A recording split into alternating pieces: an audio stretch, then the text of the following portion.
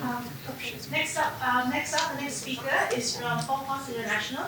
He will be speaking on increasing shelter adoption worldwide. Mr. James Pirnay. What was yours, sir? Good morning.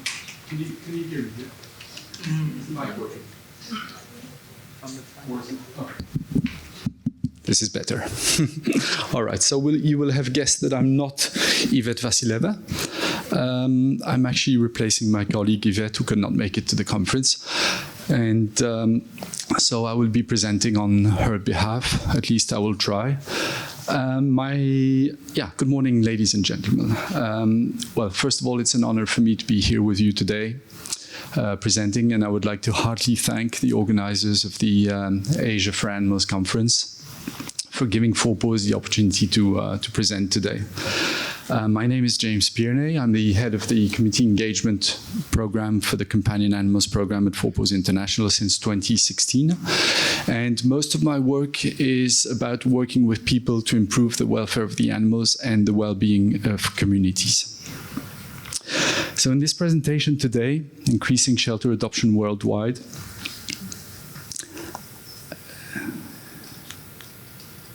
should change, no?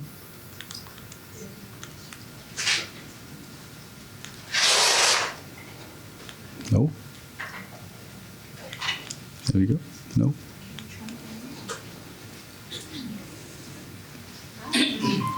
Is it working? Yes, good. All right. So, in this presentation, I will focus on the difference between animal shelters and rehoming adoption centers. And I will also introduce you to Paws Shelter Adoption Academy and its successes.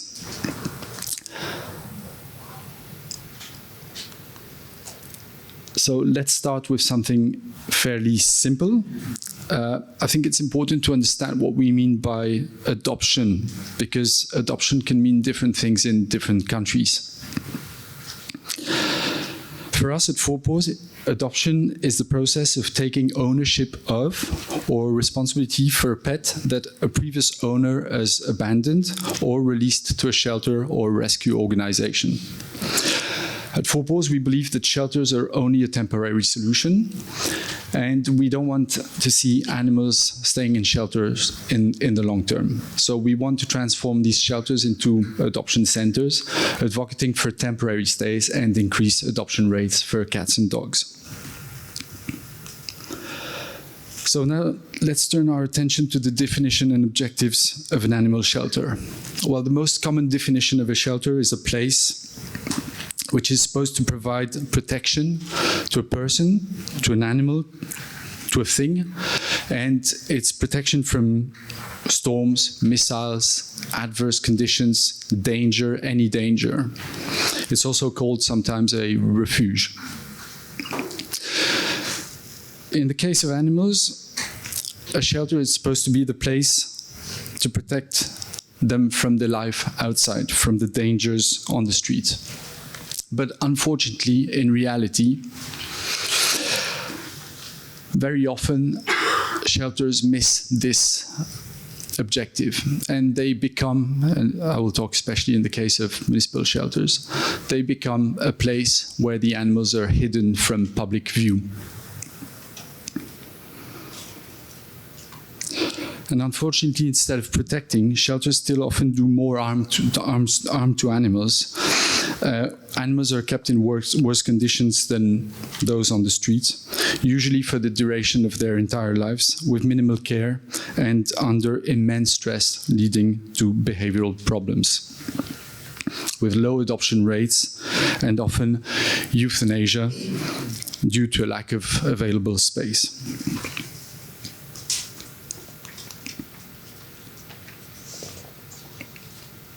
In contrast, an adoption center is a place created with both animals and people in mind. The objective of an adoption center is not to shelter or to hide animals from public view, but to really invite the public to be part of the animal's life through adoption, volunteering, or fostering. animal centers, adoption centers, sorry, are supported by the local community. They're the place where people go to when they want to acquire a new pet. So at Paws, we developed a shelter adoption program, and we actually started this program by piloting a project in Ukraine from 2018 to 2022. And we started this by doing some research throughout Ukraine to find the right shelter to start the pilot. And after a few months of research, we identified the municipal shelter of Vinica in the center of Ukraine as the place to pilot our project. The shelter was a quite newly built shelter. It had a capacity of about 250 dogs, high intake, about 70 dogs per month, and very low adoption rate, about 4 to 5 dogs per month. There was also a very high staff turnover. There was no program in terms of volunteering, adoption. The shelter was also lacking clear protocols for caring for the animals. The shelter was also very isolated from the city, so there was no visibility of the shelter. Visitors didn't know the existence of the shelter. We learned that through surveys. And the facilities, which were quite nice, were not used properly. So with this program, we looked at actually the main obstacles to adoption and to local adoption. So trying to understand why people would not go and adopt from shelters. And there were lots of issues in the shelters which led to low adoption rate. So with a team of experts and external behaviorists at Paws, we started supporting the shelter in different areas. We looked at how the dogs could be better prepared for adoption. So we provided training sessions, theoretical and practical training sessions to the shelter staff on how to best prepare the dogs for adoption. We also so that the dogs would be more adoptable.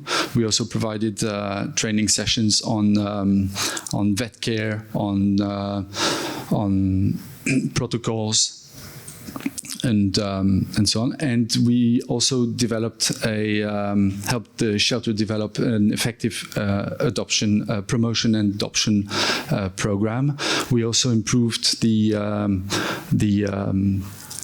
facilities and created a proper adoption area, and put in place clear adoption processes. So, as I said, we actually started with an initial assessment of the shelter, and then we provided a series of theoretical and practical training sessions. At the end of the pilot project, we managed to improve infrastructure. So for example, we installed a heating system in the kennels for the dogs, because as you can imagine, it can get very, very cold in Ukraine, especially in the winter. The temperatures go down to minus 20 degrees Celsius. We also, as I just said, set up a proper adoption room in the shelter so that visitors could come and see the potential animals outside of the kennels. We improved also the staff's skills and knowledge through training on dog behavior socialization, which was delivered by our team, but also a team of dog behavior experts. We improved husbandry and healthcare through the development and implementation of best practice protocols, checklists, and templates, which, as I just said, were not clear, not effective, and sometimes inexistent.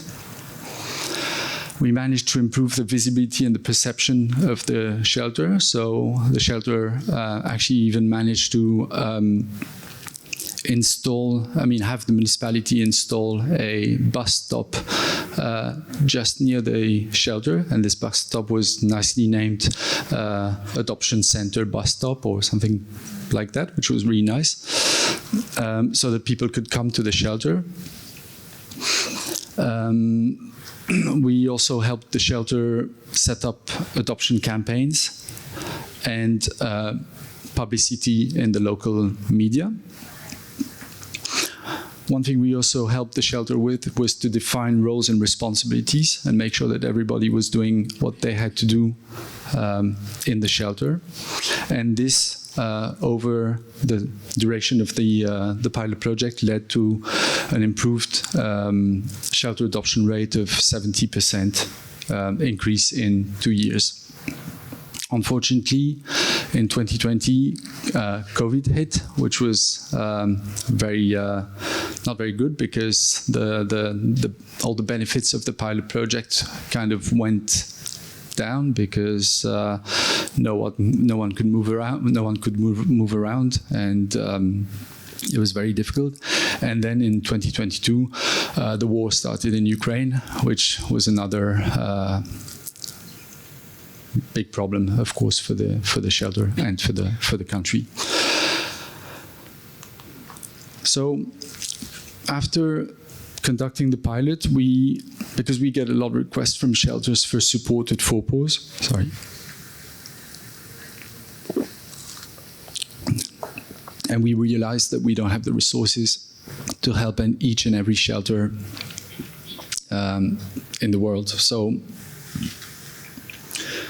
we thought, okay, we cannot do pilots everywhere around the world. So what we're going to do, we're going to go online. So we used all the learnings and all the materials that we developed for this for the pilot project, and put them on an e-learning course, which we launched in November 2022. I will speak about this project in a minute.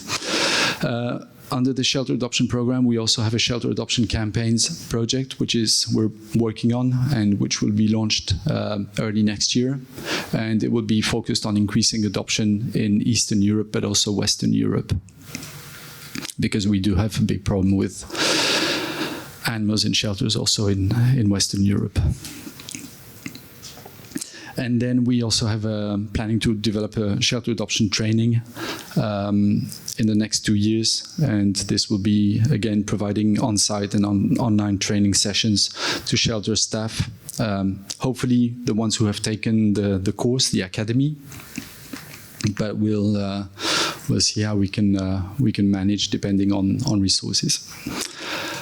So, yeah, as I said, our goal is to transform shelters into adoption centers through increasing local adoption rate, training staff, creating an adoption culture in the local community, and improving the quality of life of the animals while staying in the shelter and waiting to be adopted. This is a video that explains the Shelter Adoption Academy. I'm not sure for playing the video. Shall I just press the button again? Yeah? Okay. There's no sound. Can we put the sound on? Without the sound, it doesn't...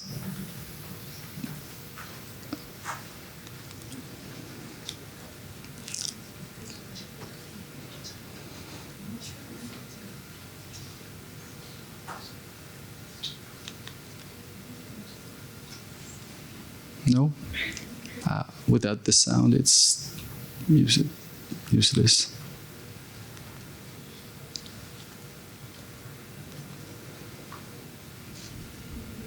No sound? Maybe the captions, please.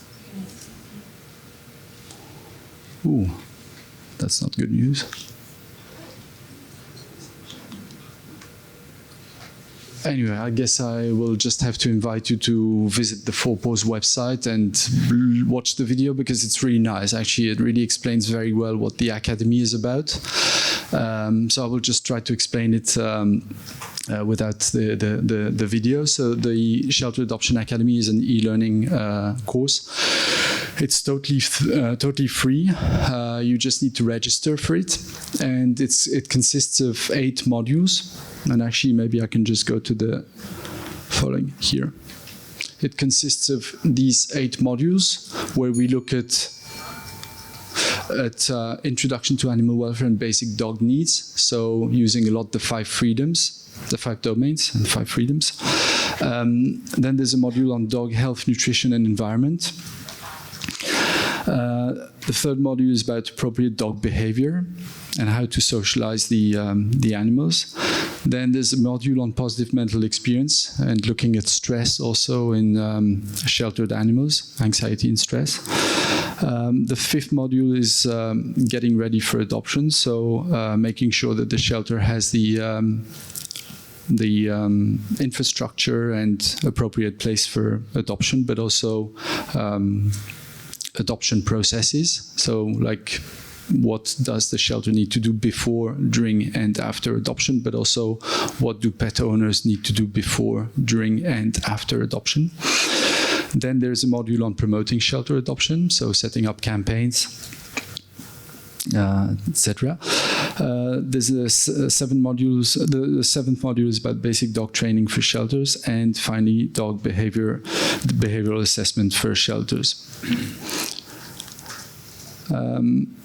So at the end of the course, we want learners to be able to promote animal welfare in the 5 domains, recognize and promote animal welfare in the 5 domains model, meet the dog's nutritional, environmental health needs, understand basic dog body language, develop appropriate dog behavior, conduct basic dog training, reduce stress and promote positive experiences, apply certain marketing concepts to promote adoption, and facilitate successful dog adoption. So here's the course, totally free, self-paced. So you can leave the course, start the course and leave it whenever you want and come back to it. Takes about 10 hours to complete the course. It's compatible for computers, laptops, phones, tablets, etc. It's available for the moment in English, Ukrainian, Bulgarian, Romanian, Thai, and also we just launched in Bahasa, and we are launching next week in Vietnamese.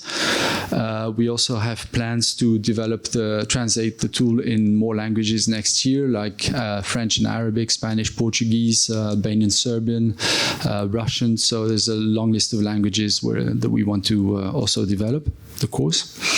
We're also developing new modules on fostering and volunteering in shelters.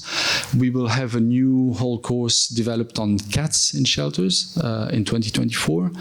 And at the end of the course, users receive a certificate of completion and also hard copies of the resources that are available on in the course. Such as the Adoption Success Kit and promotional leaflets. So far, I mean, when we sent this presentation, we had 200 users in 40 countries. We now have 350 users, more or less, in 55 countries worldwide. So we're really creating a community of shelters taking the Shelter Adoption Academy worldwide. Here are some of the testimonials that users have shared with us. So to learn how I can improve the life of our shelter dogs. I'm an animal caretaker and I want to improve as a professional. So people use it, users use it for different reasons. And again, what are people saying about the course?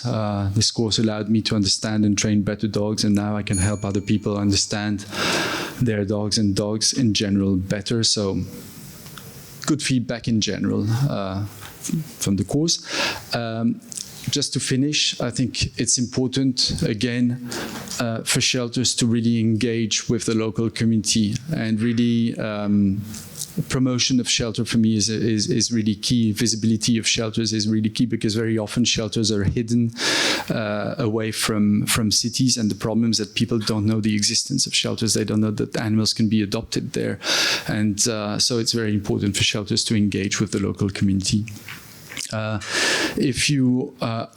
really encourage users to encourage their staff in the shelters to take the course, and also to try to really implement the learnings of the course. Even one small change can make a difference. I think it's one step at a time. It's the course can be a bit overwhelming, but I think one step at a time is what we need to do, and download all the available materials. Thank you so much.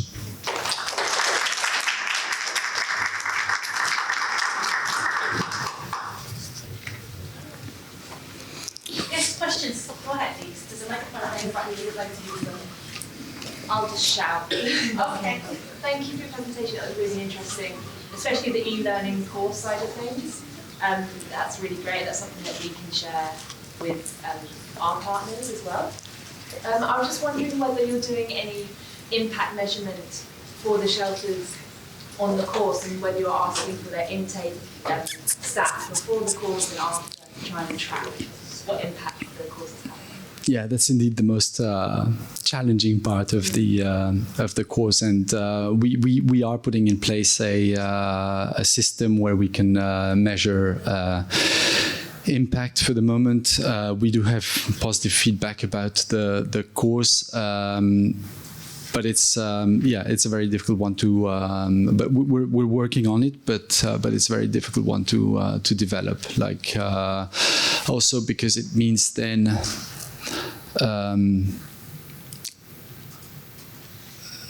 Having the necessary resources to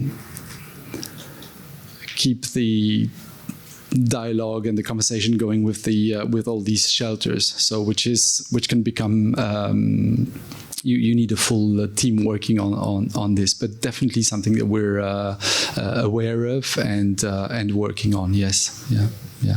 Otherwise, it's the course. But it's useful, but without measuring impact, we do understand that it's important. Yeah, thank you. Any more questions from the floor? Yes, please go ahead. Hello. I just want to ask on your take. It's not about the course, but about the from the street to shelter. What's your take on, instead of from the street to the shelter, what if from the street to the street, by using the mechanism of community-owned dog, by employing the TNRM and also community engagement? What's your takes on this? Thank you.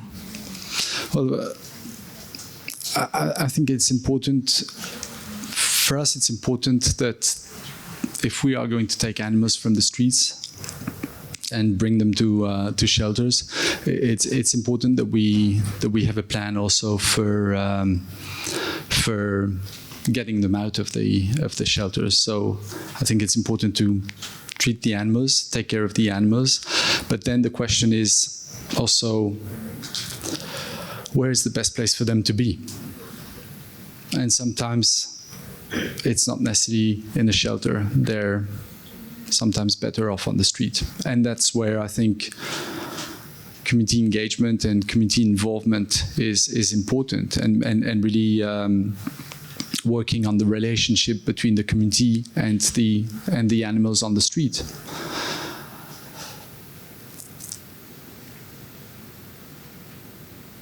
Any more questions from the floor? Mr. Pirnay, would you like to proceed with your next? Yes, but I will be joined by one of my colleagues who's here with me. All right. What was yours? This is my last one. Don't worry. I'm not. Okay.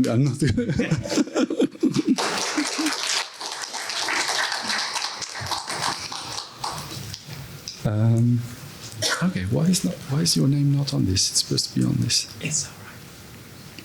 So. So good morning again. My name is still James Pirnay. I'm still the head of community engagement at Paws International, I think so. And with my colleague Matt, who's going to introduce himself. Well, introduce yourself. Yeah. Now, Matt, go ahead. Thank you, James. At Paws, we don't have enough staff, so we have to roll them out twice. So my name is Matt Backhouse. I'm the head of stray animal care for Southeast Asia. So I'm working with James. I work on our stray animal control, rabies control, and dog and cat meat trade work in Southeast Asia. But we'll talk a little bit more about that as we go on. It's good. That's okay. So in this presentation, we will talk about stray animals being a human and a global problem. We will also show how important it is to address the root causes of animals on the street if we want to the root causes of animals being on the street, and also understand human attitudes and behaviors if we want to solve the issue in the long term. And we will also introduce you to our Paws community engagement approach to address dog population management in a humane and sustainable way. Sorry, there's your name, Matt. There you are. I'm I'm so sorry, Mr. Pirnay. Technical difficulty. We're trying to make sure that if you are going to play a video, it's going to have sound. So can we just have like 1 minute at a time, please? Yes, because I think I'm playing a video in this. Get technical team. Okay, no problem. Yeah, Click audio. that would be great. Just like 1 minute. Yeah, perfect. Yeah. Should we do the dance number we rehearsed? Oh. Yeah. All right, so we currently have dealt with the issue, and it seems that they are confident it will play the sound. Okay. Should we go back and play the? If you Is want. it in this one? No. Yeah. No. We'll stay on this. You want to stay on this? Yeah, we'll stay on this one. Yeah. Yeah. So sorry about that. No problems. No, that's okay. That's fine. Okay, so the human-dog and cat relationship is not a new one. Dogs, cats, and humans have coexisted for thousands of years now, and it's a bond that is benefiting both the animals and the humans. Dogs have been provided support to humans in many different ways over the years, and there still are. And today, most dogs and cats are companion animals. And dogs and cats only become strays because they're abandoned by humans. So it's not a secret to say that dogs and cats are man's best friend, which means that we as humans have a duty of care towards them, and we are betraying them when we treat them cruelly or when we abandon them to become stray animals. So, what is a stray and where do strays come from? Well, we can say that there are two types of stray animals. There are those that have an owner. They can be owned roaming dogs and cats, owned lost dogs and cats, abandoned or relinquished dogs and cats. And then there are those that don't have an owner. There are the unowned dogs and cats born on the street. And we could still argue that these unowned dogs and cats are also owned because they initially had an owner. So where do these dogs and cats come from? With this diagram, we want to demonstrate that it's a myth to think that dogs and cats on the streets are unowned. And it is a fact that most dogs and cats have some sort of ownership. We can see that people play a role everywhere, whether they're abandoned, lost, own roaming, ending up on the street. Dogs and cats have come from humans. And in our work at Paws, when we speak to stakeholders, they're quickly able to identify that dogs and cats on the streets in their communities were either owned but allowed to roam, lost, abandoned, or born on the streets.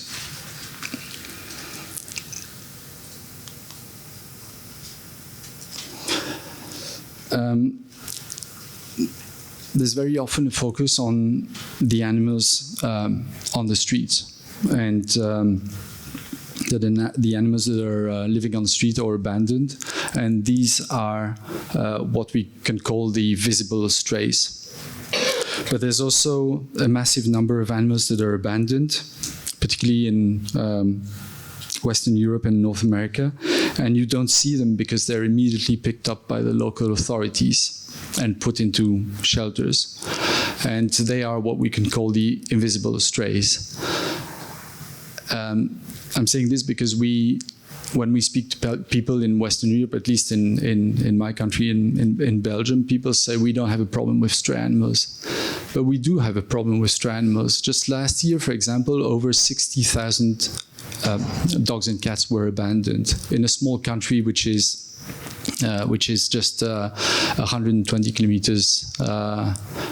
120 kilometers from north to south and 300 kilometers from east to west. So a very small country, 60,000 animals abandoned last year and brought to shelters. So if these animals were not picked up from the streets, they would be, they would be on the streets.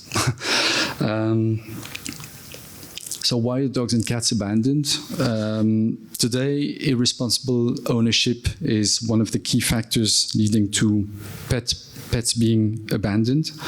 And very often this is because there's a lack of knowledge and information from pet owners. Here are just a few examples why pets can be abandoned. Like, still too often people buy cats and dogs on impulse, driven by fashion and trends. Still too often people don't look at their lifestyles before acquiring a pet. Pets are quickly abandoned as soon as behavioral problems and medical issues appear or when they get old.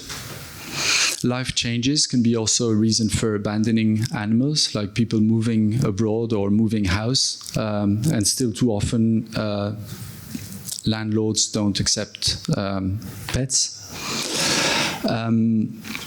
I said when pets become old. Still too often people buy pets as presents. It's very common in our countries that, for their children or relatives. And as soon as these little puppies and kittens grow up, they end up being abandoned. And I'm handing over to you, Matt. Okay. All right. Which one? This one? Yeah. Thank you. Okay. Does that sound okay? Okay, thanks, James. So we want to talk as well about the multi-dimensional problems of stray animals, and not just, for the animals, but for people as well, right? As the whole presentation is looking at this kind of holistically. So generally, when we speak to people in communities, and why James and I are co-presenting is because we see similarities in the communities that we work in Eastern Europe, as well as in Southeast Asia, where I work. Obviously, each situation is different, but we see some common trends and things that recur wherever there are stray animals. Generally for people, principal concerns, especially in this part of the world, is zoonotic disease, and rabies would be the main one. This is the big thing that's always a concern for human safety, and other risk of zoonosis, emerging pathogens, and other associated problems as a public health concern. There can be issues with stray animals interacting with livestock, possibly killing and injuring other animals, killing chickens that people maybe have for their own livelihood. So there's also safety, sort of public safety from bites, not just disease transmission, but children being safe around animals. Again, this is one of the principal themes of this conference, about education and working with future generations on all of these issues. Dogs, as much as we love them, they can be really annoying. They can be super loud. They can howl, bark. They cause a mess on the streets. They can be, going through garbage, having a great time. That dog is not having a great time. But again, there's all these other problems, right, in terms of animals and the human perception of these animals that are on the streets. And often when you've got countries and areas that are dependent on tourism, it can be a negative impact on tourism if there are roaming packs of dogs, if they're aggressive, if people feel unsafe. So you've got problems for local communities, for tourists and visitors as well. And of course, the main things, and I think all of us as animal welfare advocates, we're concerned about the welfare and the well-being of the animals. So there's a multitude of problems. All the zoonotic diseases that people are concerned about, they're affecting the animals. They're the ones that will suffer and die from things which are preventable. Rabies being the principal one for human safety, but parvovirus, distemper, all of these other issues that regularly afflict populations of animals. Females in heat be aggressively pursued by huge packs of male dogs. It can be really dangerous, really unpredictable, horrible for that female that's experiencing that, and unsafe as well for the other dogs that might be fighting and in conflict with each other. Attacking animals, attacking each other like we've talked about. And often then you get, as James was mentioning previously, a kind of knee-jerk reaction from municipal managers or community authorities, local authorities, who try to deal with problems in ways which are just inefficient and inappropriate. Culling, that we often talk about, is widely recognized to be inefficient and ineffective, for stray animal control issues. We often see poisoning. This is really common, especially where I live and work in Thailand. We see a lot of poisoning around hotels and in sort of public areas before the peak season starts. And again, these are all sort of problems that animals on the street are kind of navigating day to day. Okay, so as James has introduced and as we are talking about throughout this, animals on the street, it's innately a human problem, right? So if we want to change the welfare and the well-being of animals, we need to work with people. As Martina was saying this morning, again, it's these kind of community programs, investment and connection with your community. I think Adam's introduction talk this morning was excellent, talking about not just creating programs and dropping them on communities, but really working with people to design interventions that are appropriate, that people feel engaged with and invested with. And this is multi-stakeholder, again, like Adam mentioned. You're working with community members, stakeholders, public health officials, municipal managers. It really needs to invite a whole group of stakeholders to sit down and be part of a solution that they design, and then we can support with technical advice, expertise, budget as well, which is the practical reality. You can design the best system in the world, but if you don't have any money to run it, it's not going to go anywhere. But yeah, so as I've just mentioned, there's often reactive responses to these problems that we see. So, culling, killing, mass euthanasia, again, is totally inappropriate and never a solution for these problems. Equally, rounding all the dogs up and putting them in shelters, whether, like in many Western nations, those animals are then euthanized in high numbers, or they're kept, in often appalling conditions. And the idea that sheltering is saving them is something that's pervasive and quite harmful as well. Certainly in Southeast Asia, we see that a lot, with a response to a problem is put them all in the shelter, lock the door. As James just mentioned, they're made invisible, right? But the problem remains, it's just different. And then the resource and the energy and the commitment to continue those shelters is extremely challenging. So none of these are realistic or sustainable. And, if they were, then we wouldn't be here talking about how to fix these same problems years and years later. Okay, so what we advocate for and what we're trying to work on is this sustainable approach to fixing these problems. And, again, like referencing Adam's talk, because I thought it was so instructive, but having these proactive kind of conversations with community members and designing interventions that are appropriate, working with people on helping sort of change their attitudes, design programs that work, that address the root causes of these problems. They're actually realistic and sustainable. They're acknowledging the animal needs, the human needs, and they're looking at it all as a package that can really work over time and be sustained and develop into something that is ideally autonomously run by the communities that we're talking about. Now, it shouldn't be NGOs that are leading these programs forever. That's just not going to work in the long run. Paws has been working in Eastern Europe for a long time, over 20 years. And this is, again, why we can take the learnings from our colleagues and our experts in that area and see how we can learn from that and tailor that to the situations that we work in Southeast Asia. So tens of thousands of animals sterilized and treated, but moving now to a shift more to really working with municipalities' strategic development of programs to build these more sustainable community-led management programs. So because that's James' expert area, I'm going to head back to him. Okay.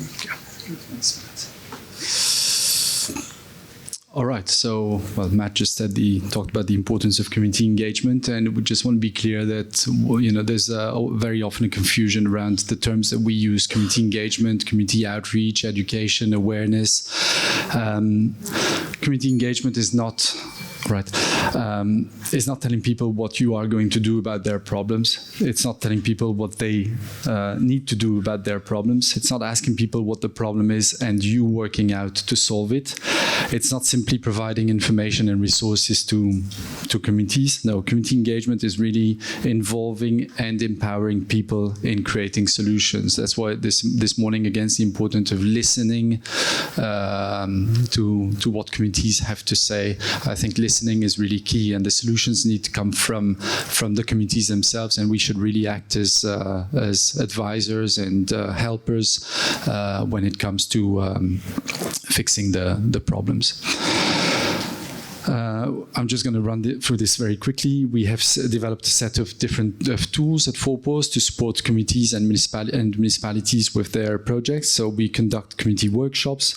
We provide CNVR and vet training, where we build vet capacity, but we also treat the animals, and that's Matt's area.